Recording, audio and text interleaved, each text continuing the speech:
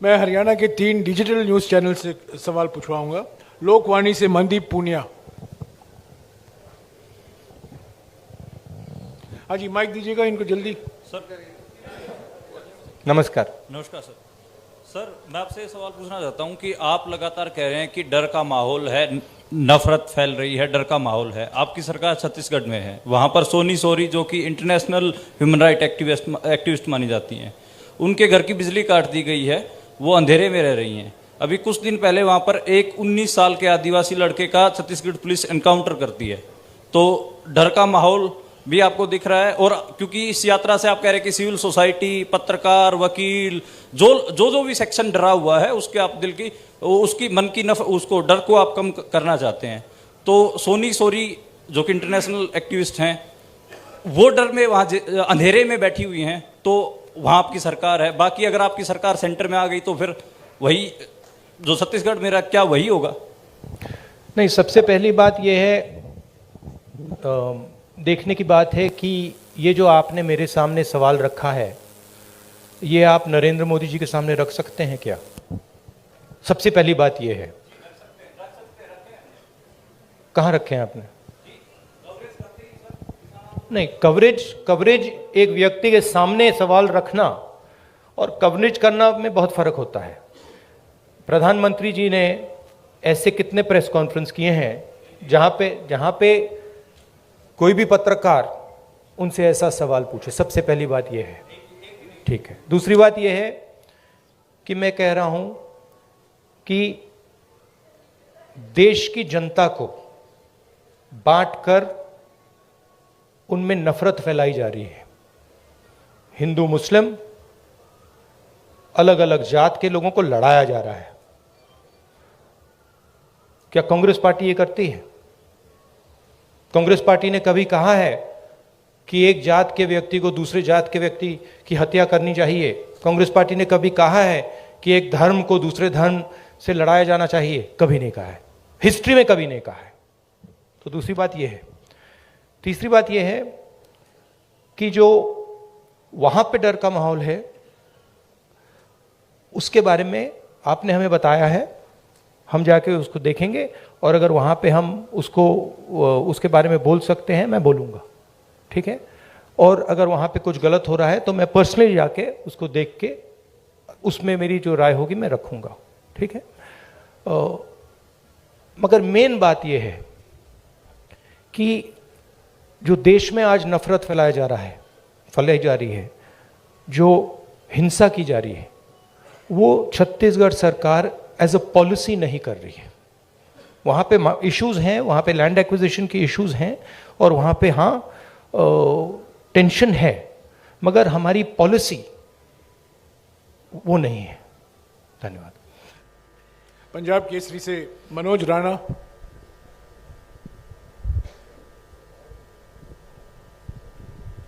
Sir नमस्कार।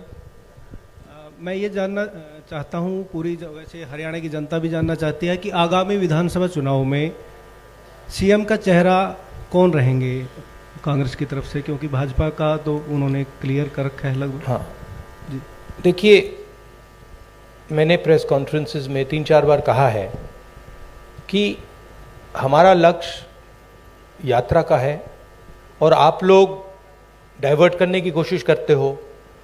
पता नहीं, आप यात्रा को दिखाते ही नहीं हो। आपको कहा गया है कि भाई यात्रा को दिखाओ मत। सोशल मीडिया में मतलब बवाल मचा हुआ है, तूफान आया हुआ है, मगर नेशनल मीडिया में कुछ नहीं दिखाया जाता।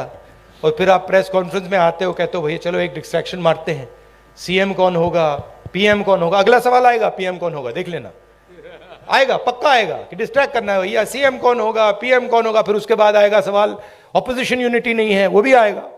तो आप करिए जो आपको करना है, मुझे भी करना है काम। Thank you. जागरण से अश्विनी शर्मा। संक्षिप्त में प्लीज। हेलो, संक्षेप में मेरा सवाल इतना है सर कि यात्रा शुरू होने से पहले का राहुल गांधी और आज के राहुल गांधी में कितना अंतर है? हाँ, थैंक यू। हाँ, यात्रा शुरू होने से पहले के राहुल गांधी और करनाल तक पहुंचे, इसमें कितना अंतर आया है आपके अनुभव में और व्यक्तित्व में? भैया ये तो आपका डिसीजन है, ये तो आप लोग जज, जूरी और एक्सिक्यूशनर हो। मेरा निर्णय तो नहीं है, मेरा डिसीजन तो नहीं है। तो ये तो आपको डिसाइड करना पड़ेगा राहुल गांधी क्या है, कौन है, क्या नहीं है, क्या बदलाव आया, क्या बदलाव नहीं आया। उसमें थोड़ी सी सच्चाई आप बोल सकें तो अच्छी बात होगी, और नहीं बोल सकें तो वो भी ठीक है। अमर उजाला से सेवा सिंह। अब भैया पीएम वाला पूछिए, वो 3 हैं आपके, वो हर प्रेस कॉन्फ्रेंस में आते हैं। सीएम कौन, पीएम कौन? अमर उजाला से सेवा सिंह। राहुल जी नमस्कार। कहाँ है? हाँ जी, सॉरी। शेर यात्रा चल रही है, बहुत चर्चाएं हो रही है, लेकिन कांग्रेस के संगठन की भी उतनी चर्चा हो रही है कि मतलब आगे चुनाव की तैयारियों को देख रहे हैं लोग यात्रा के जोड़ के, तो संगठन की भी इतनी ही चर्चा हो रही है कि संगठन नहीं मतलब बन पा रहा, संगठन नहीं बन पा रहा है। जी सर, तो ये कब तक पॉसिबल होगा? कार्यकर्ता भी इंतजार में रहते हैं सर, मेहनत करने वाले। देखिए, सबसे पहले ये कहना कि संगठन नहीं है, ये तो बिल्कुल गलत है। संगठन तो मतलब सड़कों पे आपको दिख रहा है, सब जगह दिख रहा है। खारगे जी प्रेसिडेंट हैं, मैं कांग्रेस पार्टी का प्रेसिडेंट नहीं हूं, तो ये सवाल आपको खारगे जी से पूछना पड़ेगा कि एग्जैक्टली हरियाणा का संगठन में इंप्रूवमेंट कैसे लाई जाएगी। मसले से सर्वमित्र कंबोज। नमस्कार सर। इधर सर, मैं देख रहा हूं आप स्पीच में जवान और यात्रा के बाद मैं आपको बताना चाहता हूं कि मैं पर्सनली वहां जाऊंगा और पर्सनली इस बात को समझने की कोशिश करूंगा। अगर वहां पे कोई कमी है तो उसको मैं सुधारूंगा। नमस्कार सर, इधर ही। सर, आप नमस्कार। हर स्पीच में तकरीबन जवान और किसान की बात करते हैं। हाँ जी। किसान की अगर बात करें तो आपको पता है लंबा आंदोलन हमारे देश में हुआ, हालांकि सरकार ने कानून वापस ले लिए, लेकिन एमएसपी का मुद्दा अभी भी बरकरार है। उसके लिए किसान अभी भी संघर्ष कर रहा है। पंजाब में अभी चल रहा है, हरियाणा में भी चल रहा है। आपकी सरकार थी तब स्वामीनाथन आयोग की रिपोर्ट आ गई थी, लेकिन आपने लागू नहीं की। क्या अगर आपकी सरकार आ जाती है तो आप स्वामीनाथन आयोग की रिपोर्ट को लागू करेंगे? और जो किसान एमएसपी मांग रहा है, क्या वो आप एमएसपी देंगे? देखिए, ऐसी ये जो चीजें होती हैं, ये ऐसे कैजुअली नहीं कहा जा सकता है। ठीक है कि भैया, सबसे पहले मैं एक कांग्रेस पार्टी का मेंबर हूं, कांग्रेस पार्टी का लीडर हूं, बहुत सारे और हैं। तो अगर हम इस बात को सीरियसली कहना चाहते हैं तो ये डिस्कशन हम अपनी मैनिफेस्टो कमिटीज में करते हैं और उसको सीरियसली असेस करते हैं जी। उसके फाइनेंशियल इंप्लीकेशंस असेस करते हैं, उसके दूसरे इंप्लीकेशंस असेस करते हैं और फिर उस पर निर्णय लेते हैं जी। मैं यहां कह सकता हूं हाँ करेंगे ना करेंगे, उसका कोई मतलब नहीं है। जो हमारे मैनिफेस्टो में आएगा वो हमारा डिसीजन होगा और वो गारंटी करके हम करेंगे। जैसे हमने न्याय योजना के बारे में कहा था, हमने अलग अलग स्टेट्स में कर्जा माफी की बात की थी, जब हमारे मैनिफेस्टो में आ जाता है वो होगा ही होगा। ठीक है, तो पहली बात ये है।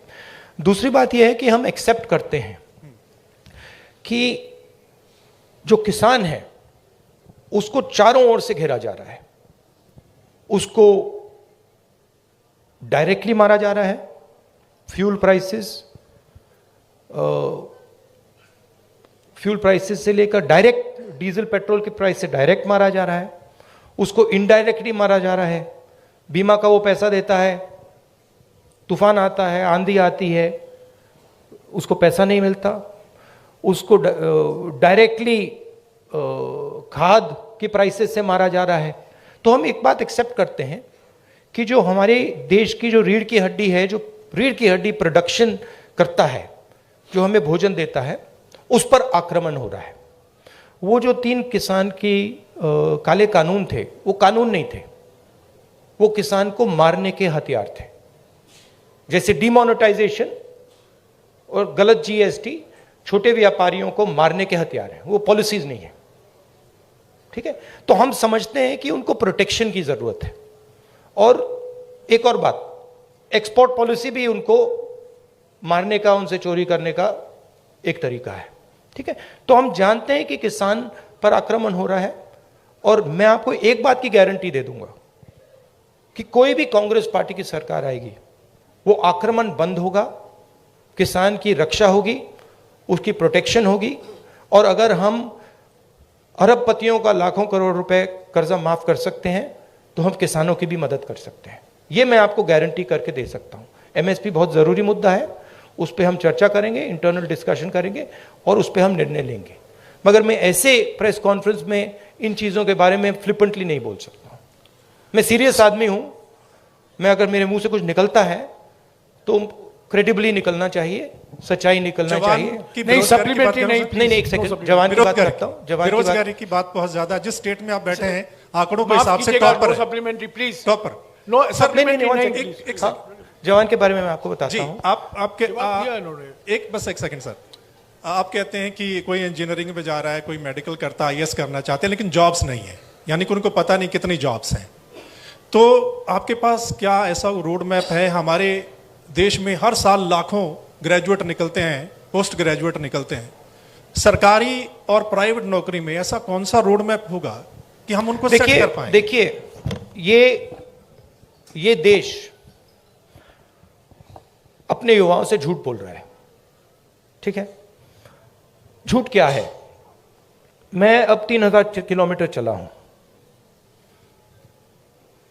युवाओं से मैं पूछता हूं, बच्चों से पूछता हूं क्या करना चाहते हो, 5 जवाब मिलते हैं, engineer, doctor, lawyer, army, administration, ठीक है? और सारे के सारे, मतलब हजारों बच्चों ने मुझे ये 5 जवाब दिए हैं। रियलिटी ये है कि इनमें से 10% को, 15% को, ज्यादा से ज्यादा 10% भी मुश्किल है, 10% को इंजीनियर, डॉक्टर, लॉयर ये जॉब्स मिल जाएंगे, बाकी को नहीं मिलेंगे। तो इन सब के सपने टूटेंगे। मेरे पास एक बच्ची आई, कहती है मैं आईएएस में जाना चाहती हूं। मैंने कहा ठीक है बेटा, आईएएस में हर साल कितने लोग जाते हैं? मुझे कहती है 5 लाख लोग जाते हैं। मैंने उससे कहा नहीं बेटा, 5 लाख लोग नहीं जाते हैं, 150 लोग जाते हैं। रोने लग गई। तो ये देश अपने बच्चों से, अपने भविष्य से झूठ बोल रहा है और ये इनका दिल तोड़ेगा। हर रोज इनका दिल टूटता है, इनके सपने टूटते हैं। क्यों टूटते हैं? क्योंकि जो लोग इस देश को रोजगार दे सकते हैं, उनकी हम मदद नहीं करते हैं, उनकी हम प्रोटेक्शन नहीं करते हैं, उनके स्ट्रक्चर के बारे में हम नहीं सोचते। रोजगार कहां से आएगा?